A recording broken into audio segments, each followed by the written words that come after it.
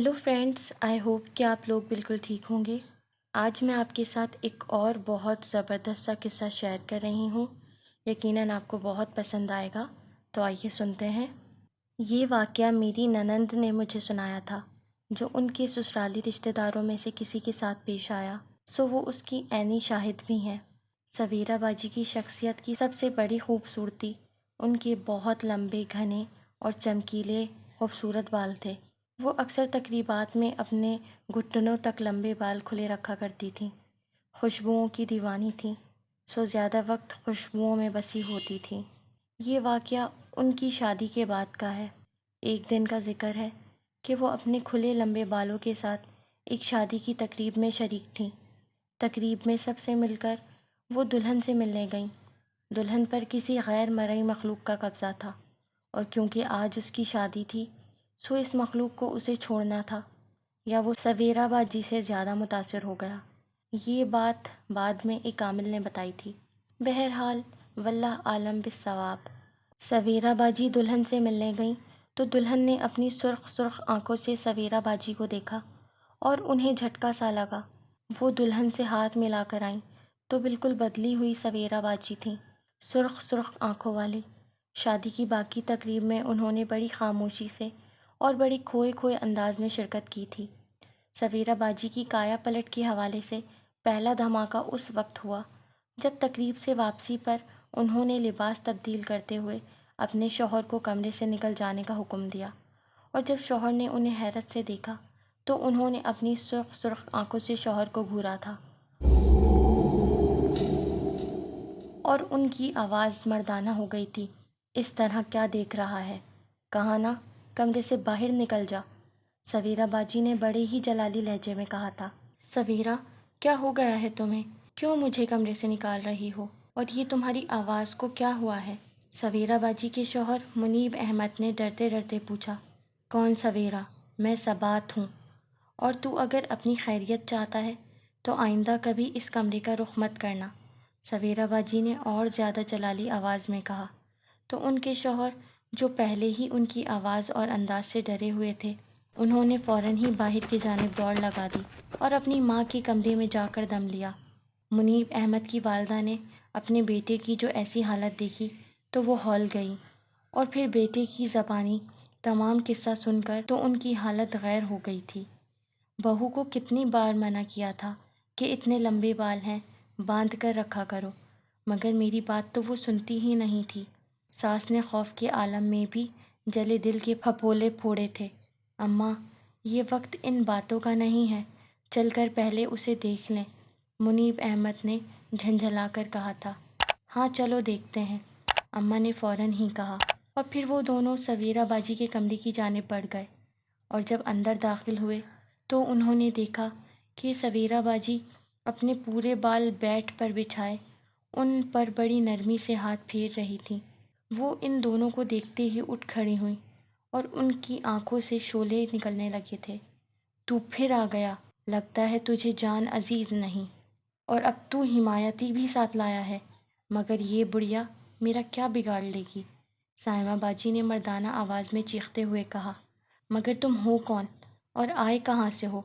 अम्मा ने डरते डरते सवाल किया। तेरे बेटे को बताया तो है, हम सबात हैं, हमारा ताल्लुक़ कौम अजना से है। और रह गई बात कहाँ से आने की, तो हमें आज उस दुल्हन को छोड़ना था, क्योंकि ये हमारा एक आमिल से किया हुआ वादा था और हम अपने वादे के सच्चे हैं। बस जब हम दुल्हन को छोड़ने वाले थे तो हमें ये अचानक नज़र आई और अच्छी लगी, तो हम उसके साथ आ गए। फिर ज़रा देर की खामोशी के बाद कहा गया, अभी अभी अचानक हमारा बुलावा आया है, हम जा रहे हैं, मगर फिर दोबारा आते हैं। सवेरा बाजी के मुंह से ये अल्फाज निकलने के साथ ही उन्हें ज़ोरदार झटका लगा और वो ज़मीन पर गिर पड़ी, और फिर जब उठी तो बहुत ज़्यादा थकी हुई लग रही थीं, जैसे बहुत ज़्यादा मुशक्क़त की हो। वो बड़ी निकाहत ज़दा आवाज़ में अपनी सास और शौहर से मुखातिब हुई। अम्मा, आप यहाँ कैसे? और मुनीब, आप अब तक सोई नहीं? हाँ हाँ, ये भी सो जाएगा, पहले तुम तो सो जाओ।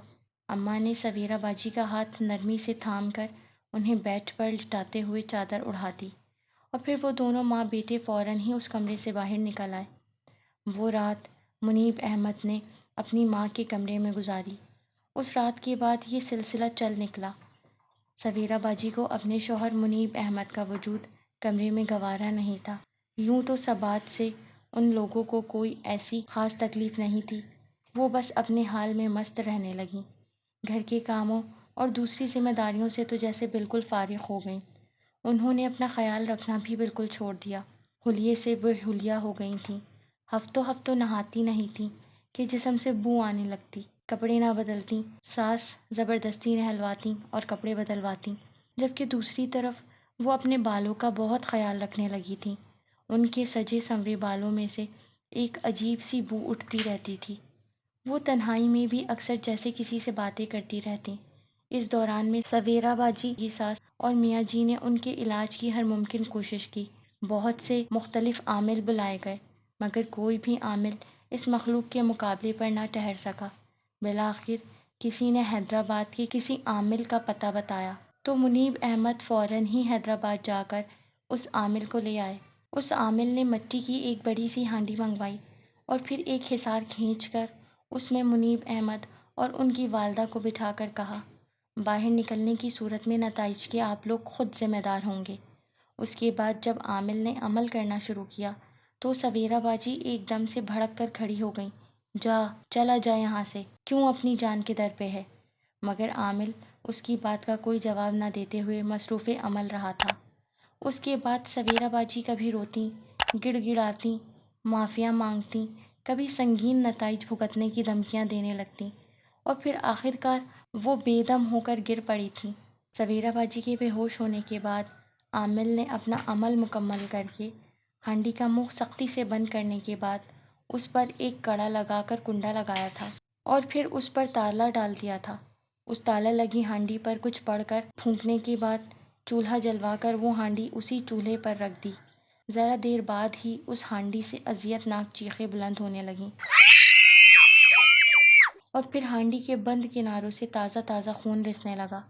کچھ دیر بعد ہانڈی سے خون نکلنا اور آوازیں آنا بند ہو گئیں تو عامل نے وہ ہانڈی منیب احمد کو دے کر کہا، اسے سمندر میں ڈلوا دو، اب وہ کبھی اس بچی کو پریشان نہیں کرے گا، مگر بچی کو بھی سمجھا دو کہ خدا کوئی اچھی چیز دے تو اس کی قدر کرتے ہیں، اسے نمائش کا ذریعہ نہیں بنا لیتے۔ اس کے بعد سویرا باجی بالکل ٹھیک ہو گئیں، لیکن ایک اہم بات یہ ہوئی کہ اسی دوران وہ پریگننٹ ہو گئیں۔ پھر ان کے ہاں ایک بچے کی ولادت ہوئی جس کا سائز ایک بڑے ٹٹے کے برابر تھا۔ وہ بچہ پیدائش کے فوراً بعد ہی مر گیا۔ سویرا باجی کے ہاں اس کے بعد بھی یکے بعد دیگرے ایسے ہی کئی بچے ہوئے اور مر گئے۔ یہ صورتحال دیکھ کر انہوں نے پھر روحانی علاج کروانا شروع کیا تو اس کے بعد ان کے ہاں ایک ایسا بچہ ہوا جو کہ وزن وغیرہ میں نارمل تھا مگر مینٹلی ایب نارمل تھا۔ پھر تو انہوں نے اولاد کی امید ہی چھوڑ دی اور اب اسی بچے کی پرورش کر رہے ہیں جو کہ اب جوانی کی حدود میں داخل ہو گیا ہے، مگر اس کا ذہن اب تک بچے کی مانند ہے، گویا اس مخلوق نے انہیں معاف نہیں کیا۔ سو فرینڈز، یہ تھی آج کی بہت انٹرسٹنگ سی اسٹوری۔ اپنی رائے کا اظہار کمنٹ باکس میں کرنا ہرگز مت بھولیں۔ تو اب ملتے ہیں نیکسٹ ٹائم ایک نیو ہارر اسٹوری کے ساتھ۔ Bye bye.